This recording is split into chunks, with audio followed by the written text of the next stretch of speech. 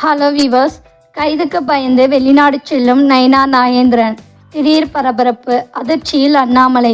கடந்த ஏப்ரல் 7ஆம் தேதி லோக்சபா தேர்தல் கண்காணிப்பு பணிகள் தமிழகம் முழுவதும் தீவிரமாக நடந்து வந்த சூழலில் சென்னை தாம்பரம் ரயில் நிலையத்தில் நெல்லை எக்ஸ்பிரஸ் ரயிலில் 3,99,00,000 ரூபாயை உரிய ஆவணங்கள் இல்லாமல் கொண்டு சென்ற 3 பேர் சிக்கினர்.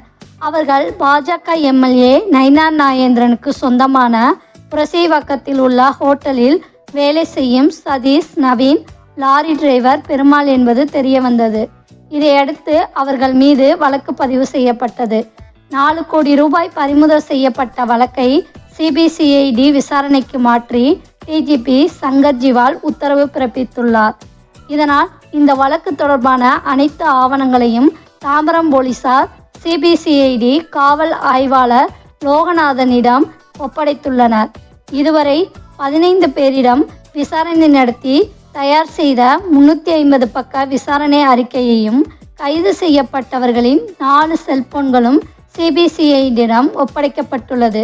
சிபிசிஐடி விசாரணை தொடங்கியுள்ள நிலையில் அது நைனா நாகேந்திரன் அவர்களுக்கு நெருக்கடி ஏற்படலாம் என்பதால் அவர் வெளிநாடு செல்வதற்கான ஏற்பாடுகளில் ஈடுபட்டுள்ளதாக பாஜக வட்டாரங்களில் தகவல் வெளியாகி உள்ளது.